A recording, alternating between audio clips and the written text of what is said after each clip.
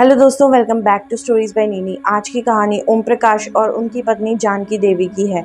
ये दोनों मध्य प्रदेश के एक छोटे से गांव में रहते थे।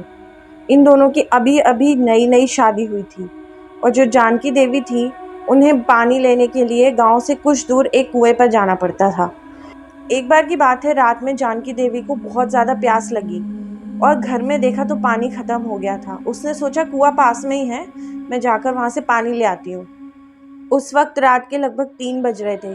जानकी देवी वहां कुएं में से पानी लेने चली गई और जब वो वापस आई तो अचानक से घर में तोड़-फोड़ करना शुरू कर दिया और ज़ोर-ज़ोर से चीखने लगी। सारे घर वाले और आस-पड़ोस वाले इकट्ठे हो गए।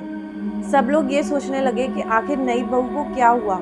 तब जाके उसकी सास ने बताया कि इसने अनर्थ कर दिया। रात के 3 बजे ये उस भूतिया कुएं पर गई थी और अब उस कुएं में रहने वाली चुड़ैल जानकी देवी के ऊपर चढ़ गई है, ऐसा गांव वालों का मानना था। जानकी देवी ने बहुत ज़्यादा ड्रामा किया, लेकिन जैसे ही उनके ससुर जी आते थे जानकी देवी एकदम पहले जैसी हो जाती थी। सबको समझ ही नहीं आ रहा था ये आखिर चक्कर क्या है। आखिरकार जानकी देवी की सास ने अपने पति से पूछ ही लिया कि ऐसा क्यों है कि आपके आते ही बहू बिल्कुल नॉर्मल हो जाती है और वैसे वो इतना हंगामा करती है।